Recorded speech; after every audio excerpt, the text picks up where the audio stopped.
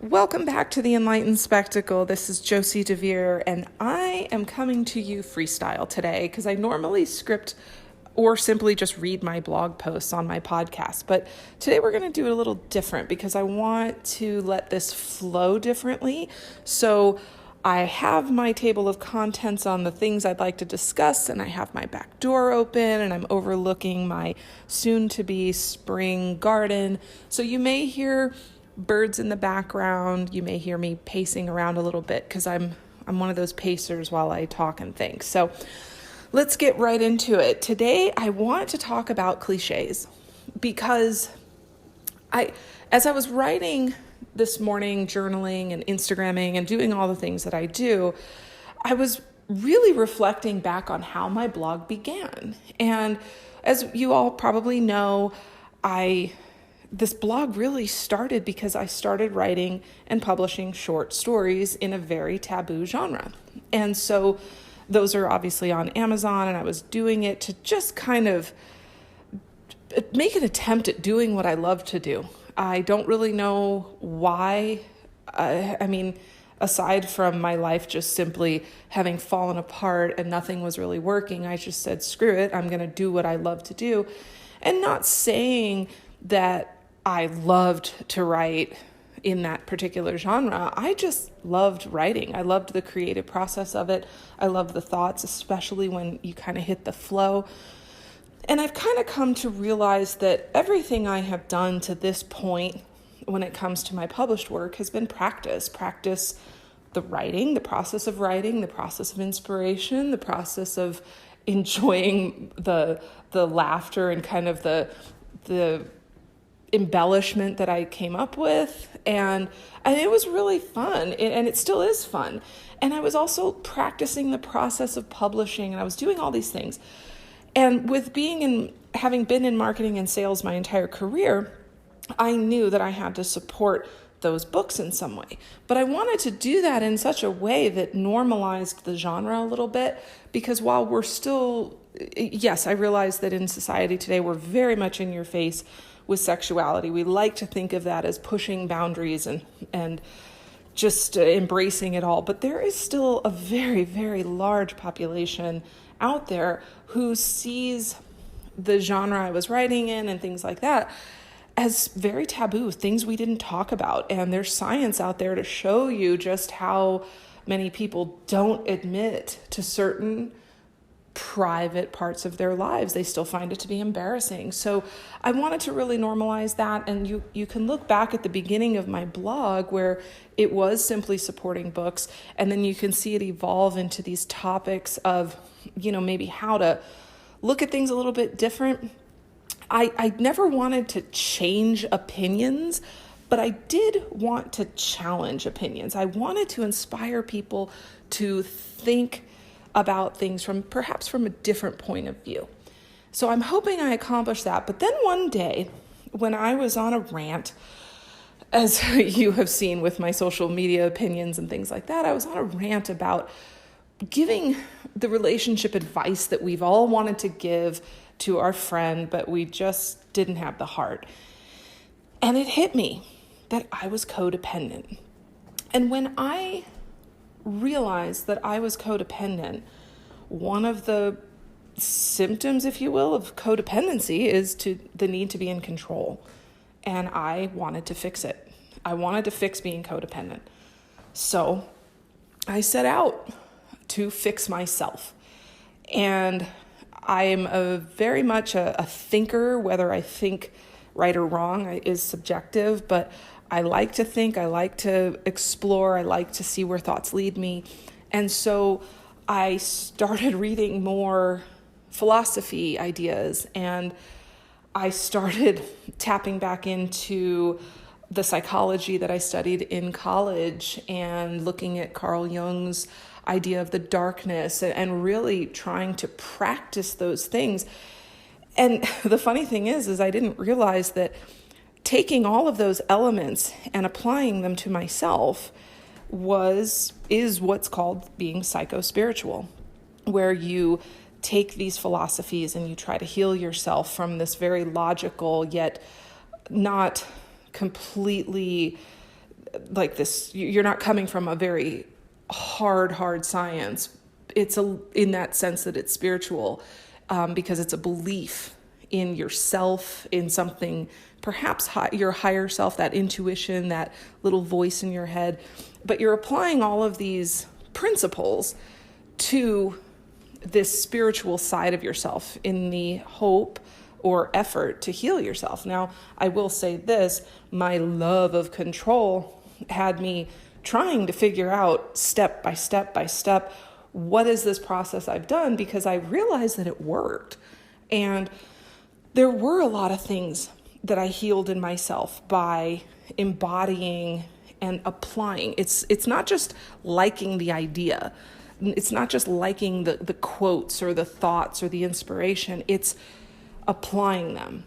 And I often find myself asking, have I really applied these? Am I applying them right? These are all just versions of me that are trying to control, to make sure that I achieve some predetermined outcome.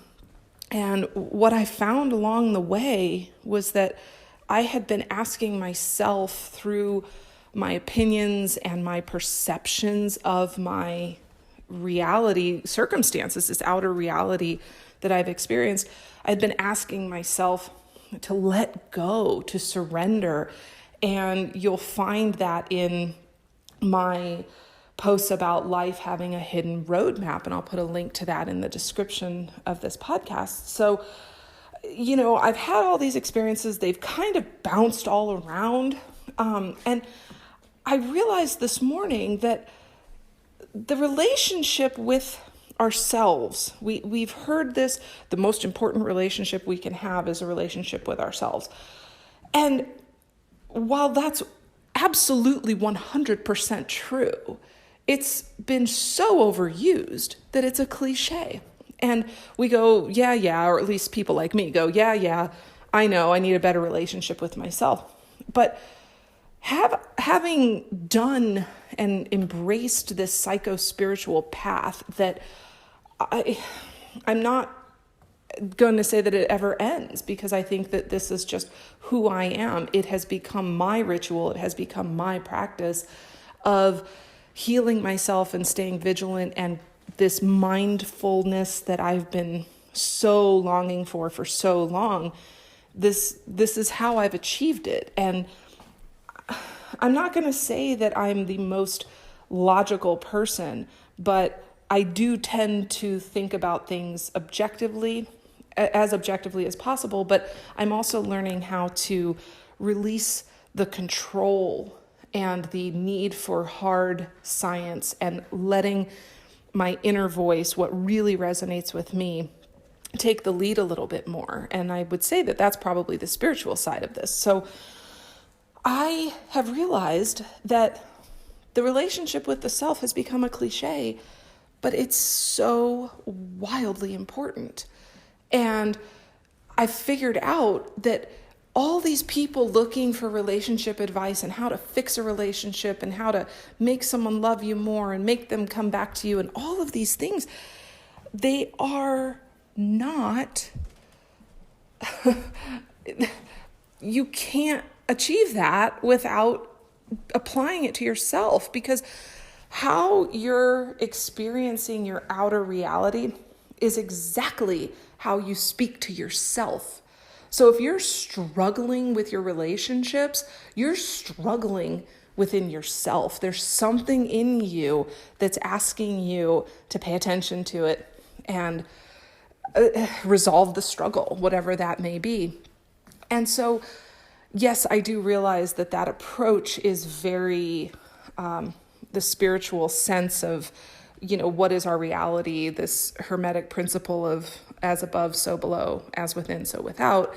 But yes, I truly do believe that, because I believe that if you're able to resolve those clues that you're giving yourself, just like I've been saying, extract the wisdom from your experiences, if you're able to realize that and apply those back to yourself and heal yourself using logic and theory and things that, other people have studied and put to practice and have found to be true, at least repeated truth, not saying that there aren't outliers, as I said in one of my previous posts.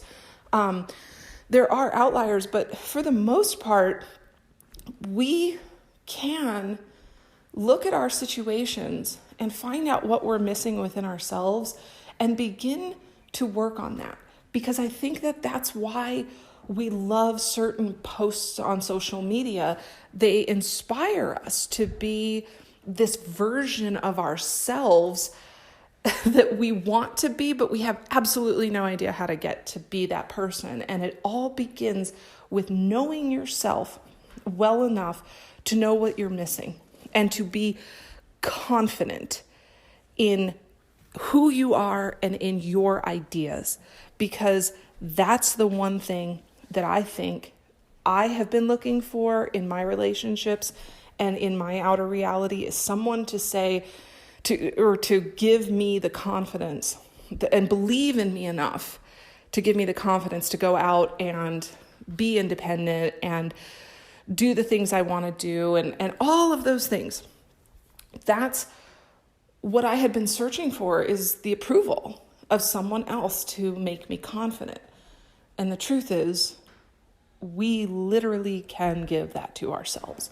We can find self-confidence. And when we do, every single relationship around us will become complementary.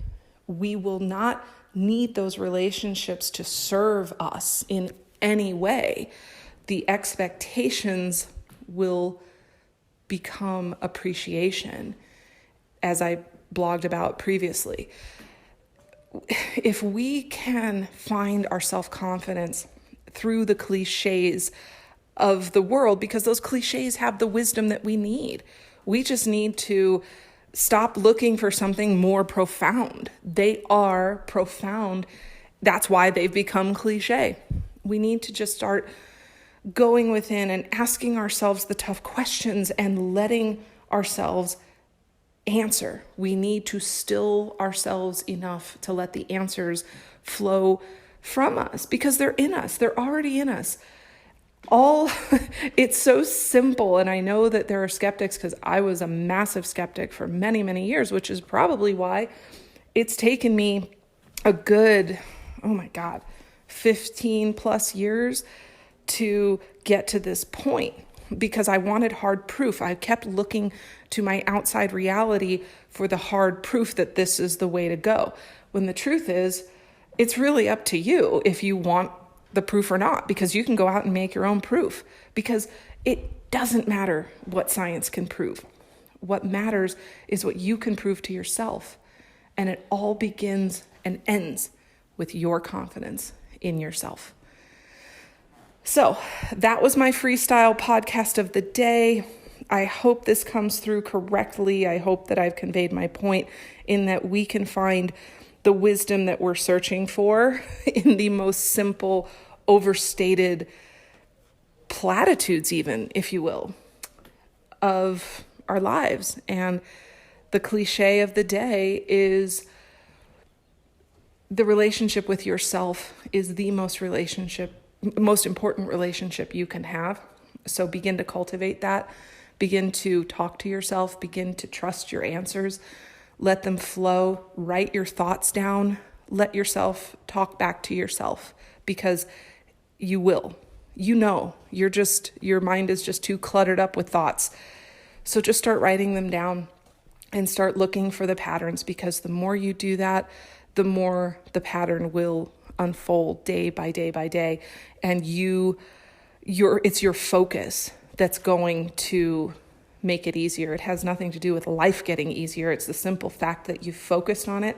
You're focusing on yourself. You're focusing on this relationship and becoming who you want to be for you. And you will become the most complimentary and most complimented person that you know, because the people that you will welcome into your life will compliment you. And the people who welcome you into your life, you will better compliment. So I'm wishing you all a very, very enlightened journey.